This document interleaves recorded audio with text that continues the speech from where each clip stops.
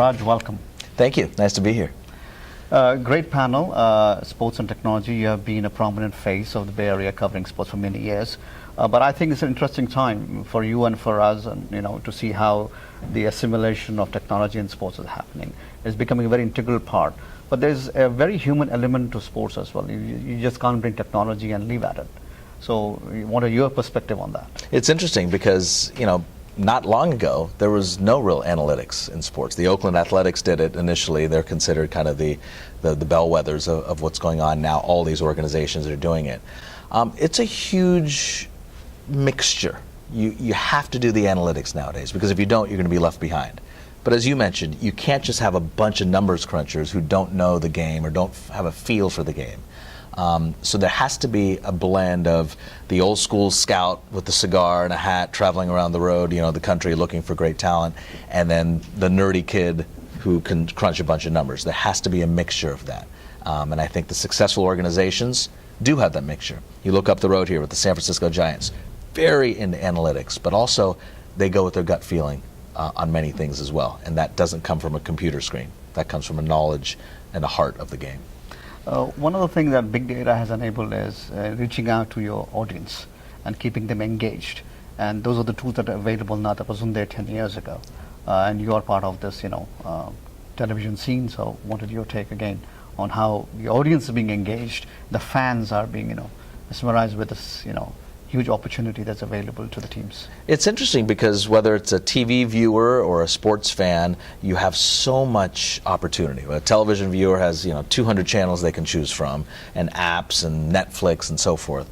But at the end of the day, people still just want good content. And for sports, it's the same way. You can periscope a sporting event, you can meerkat it, you can do whatever, but the networks still provide that context, that feeling, that the full package, and I think people want that. Obviously, there's plenty of people that just want to see the actual broadcast of something, but I think there's a way to package everything together that has a great value. You see the Olympics ratings, you see big Super Bowl ratings and sports ratings. People still want the full package because at the end of the day, they're fans. We're all fans of the game, and same thing with TV viewers as well, or newscasts as well.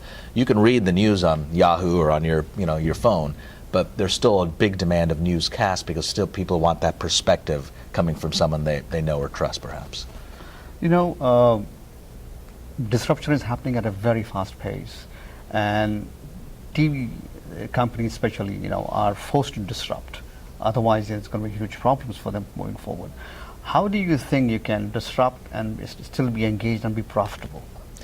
Well, if you had that answer, you would be the head of Comcast right now. I think it's a work in progress with NBC for us, and I'm sure ABC and Fox and all the other networks. We're trying to figure it out. And I think we've done a good job in offering all our content online because that's where people are. At the same time, we have the traditional way as well, but it's still journalism at the core. Whether it's investigative journalism, sports journalism, or just community journalism, it's still journalism. And it comes from people who know the market or know the region well. And that's what we have. And I think if you stick to that, you can figure out what platform you're going to go. Now, how to monetize all that, that's not my job. Talking about cultural influences, Bay Area has a huge Indian population. First generation, obviously, techies, entrepreneurs. Second generation, somewhat there, but also in liberal arts and communications, etc. Whenever we see an Indian origin face, we tend to associate ourselves with our kind of a guy. Do you see a difference between mainstream Americans or the kids of Indian Americans growing up in terms of opportunities available for them in communications or television? Well, I was, as you might know, I was the first Indian sportscaster in America, and I looked around, and at that point, this was 20 years ago, and they didn't know if I was Puerto Rican or black or Mexican. They had no idea. And now you look around, you turn on network news, local news, and there's a bunch of Indians. And the same way in sports, politics, and liberal arts.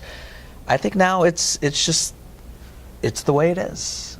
Before it was, wow, you're going into journalism or you're going into to be a lawyer, you need to be a doctor, or an engineer. But things are changing. And I think we have this conversation 5 years from now or 10 years from now, it'll be even more so, where it's a full integration of Indian Americans here in the Bay Area and beyond. All right, Raj, thank you. It's a pleasure talking to you. Appreciate it. Thanks for having me.